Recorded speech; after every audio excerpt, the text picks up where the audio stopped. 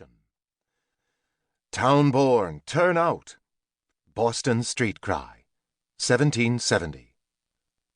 In our mind's eye, we tend to see Paul Revere at a distance, mounted on horseback, galloping through the dark night.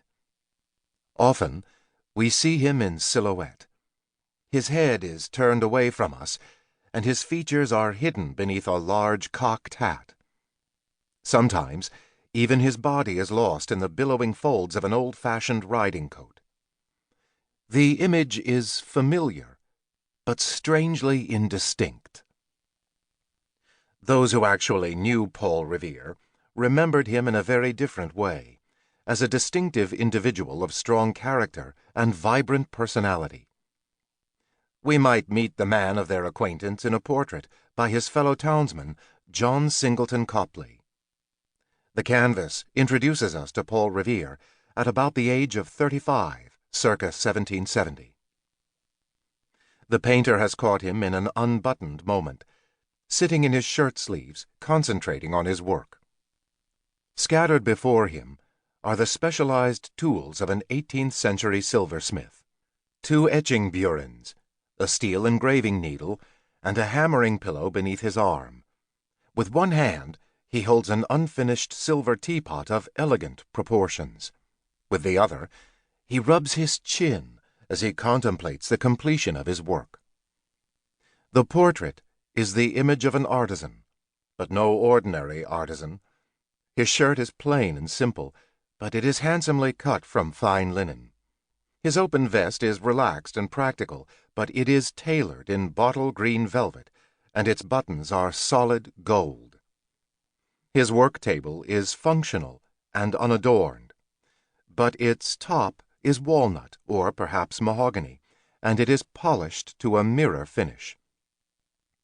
He is a mechanic in the 18th-century sense of a man who makes things with his hands. But no ordinary things.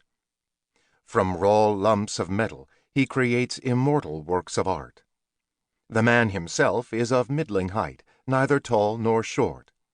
He is strong and stocky, with broad shoulders, a thick neck, muscular arms, and powerful wrists. In his middle 30s, he is beginning to put on weight. The face is round and fleshy, but there is a sense of seriousness in his high forehead and strength in his prominent chin.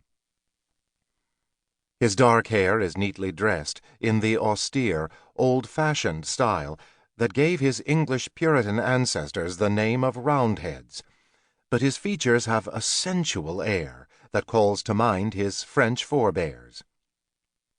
The eyes are deep chestnut brown, and their high-arched brows give the face a permanently quizzical expression.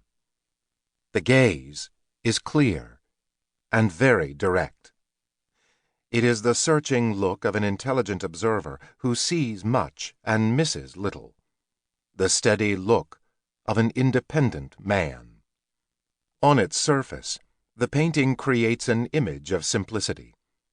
But as we begin to study it, the surfaces turn into mirrors, and what seems at first sight to be a simple likeness becomes a reflective composition of surprising complexity.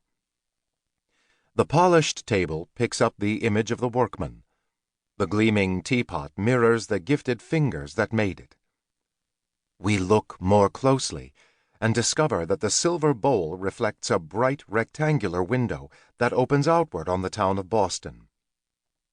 The artisan looks distinctly toward that window and his community in a reflective mood, even as he himself is reflected in his work. As we stand before the painting, its glossy surface begins to reflect us as well.